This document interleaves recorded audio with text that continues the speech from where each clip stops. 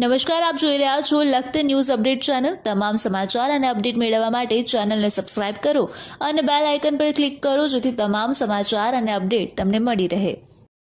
Lakhtar પીએમસીમાં 15મી August સ્વતંત્રતા દિવસની ઉજવણીની તડામાર તૈયારી। લખતર ગ્રામ પંચાયત પ્રી મોન્સૂન કામગીરી કરવામાં નિષ્ફળ। કપૂડી તલાવડીમાં કરેલ બુરાણ દૂર કરવા સાથે કપૂડી તલાવડીથી આદર્શ રોડ સુધી પાણી વહન કરતી કેનાલની સફાઈ કરાવવી અત્યંત જરૂરી।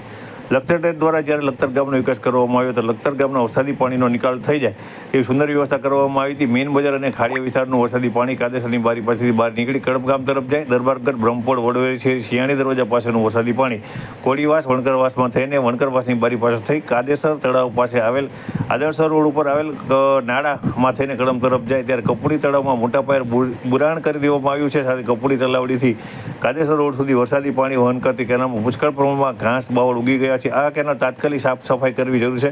તો લખતર ગામમાં વેરાવળ, સોમનાથ, દ્વારકા, કચ્છ, સુરત, પલસાણા, કચ્છ સહિતના અનેક જિલ્લામાં જે રીતે વરસાદ પડ્યો છે તેવો વરસાદ પડશે તો સમગ્ર વણકરવાસ, કોળીવાસ સહિતના અનેક વિસ્તાર નીચાણવાળા હોય મોટાભાગના ઘરમાં પાણી ભરાઈ જશે અને સમગ્ર વિસ્તારમાંથી લોકોને સલામત સ્થળે ખેંચવાની ફરજ પડશે।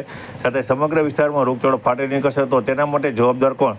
સુરનગર જિલ્લા કલેક્ટર શ્રી દ્વારા સુરનગર જિલ્લાના તમામ તાલુકાના અધિકારીઓની મિટિંગ બોલાવી ડિઝાસ્ટર મેનેજમેન્ટ અંતર્ગત દરેક ગામમાં કામગીરી કરવા સૂચના આપવામાં આવી। તેમ છતાં લખતર ગ્રામ પંચાયત મહિલા સરપંચ, તેમના વહીવટદાર પતિ અને લખતર તલાટી દ્વારા યોગ્ય કામગીરી કરવામાં નહીં આવી હોય સમસ્યા સર્જાઈ શકે તેમ છે। હાલ આપણે લખતર ગામના કેન્ટીનપરા વિસ્તારના રોડ ઉપર ઊભા છીએ। આ રોડ ઉપર જે આ નાળું આવેલું છે તે નાળાની અંદર લખતર ગામના વણકરવાસની બારી પાસેથી નીકળતું પાણી કપૂડી તલાવડીમાં આવે છે। કપૂડી તલાવડીમાં થઈ અને આ પાણી આ રોડ ઉપરથી આગળ થઈ અને કાદેસર તળાવની બાજુમાં થઈ અને ઠેઠ જે પાણી નિકાલ છે તે નળસરોવર સુધી જાય છે। ત્યારે આ કપૂડી વિસ્તાર સહિત આ જે રોડ છે એ આ તમે આ જે કેનાલ પાણીવહનની કેનાલ છે એની અંદર એટલો બધો કચરો ભરાઈ ગયો છે કે તમે જોઈ શકો છો કે લખતરની અંદર જો વેરાવળ, સોમનાથ, દ્વારકા, સુરત જેવો વરસાદ પડ્યો, પલસાણા જેવો વરસાદ પડ્યો તો વણકરવાસ સહિત જે આ પાણી બેક મારશે એ પાણી વણકરવાસ સહિત જે વડવારી શેરી, બ્રહ્મપોળ સુધીનું જે પાણી છે તે પાણી નહીં નીકળે। સાથે જે વિસ્તાર છે શ્રીનાથજી સોસાયટી પાસેનું પાણી પણ આ રસ્તા ઉપર થઈને જ આગળ નીકળે છે। જે પાણી નિકાલની આ મેઇન કેનાલ છે। લખતર ગામની અંદર કાદેસરની બારી પાસેથી પાણી નિકાલ અને વણકરવાસની પાણી નિકાલ તે આખા ગામનું પાણી છે તે ગામના પાણી નિકાલનો માર્ગ છે।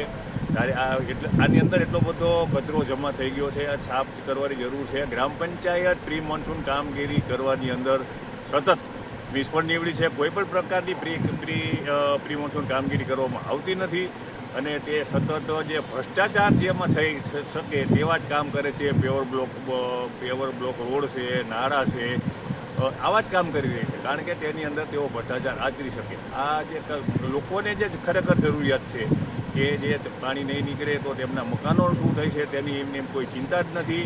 આ તો જે આ એવો ઘાટ લખતરની અંદર સર્જાઈ રહ્યો છે કે રોમ ભડકે બળે છે અને નીરો બેઠો બેઠો ફિડલ વગાડે છે। છતાં ઉચ્ચ જિલ્લા તંત્ર, તાલુકા પંચાયતનું તંત્ર કોઈપણ પ્રકારની કામગીરી કરવામાં આવતી નથી। તમામ અધિકારીઓને ખબર છે કે લખતર મહિલા સરપંચની જગ્યાએ તેમના વહીવટદાર પતિ જ કામગીરી કરે છે, છતાં કોઈપણ પ્રકારની કામગીરી તેમના સામે એક્શન લેવામાં આવતા નથી અને તેના કારણો પણ સમજાતા નથી કે કોણ તેમને આ પગલાં લેવા માટે રોકી રહ્યું છે। લખતર ગામનો વિકાસ અટકાવવામાં કોને રસ છે તે પણ સમજાતું નથી। વિજય જોશી, લખતર ન્યૂઝ, ગુજરાત।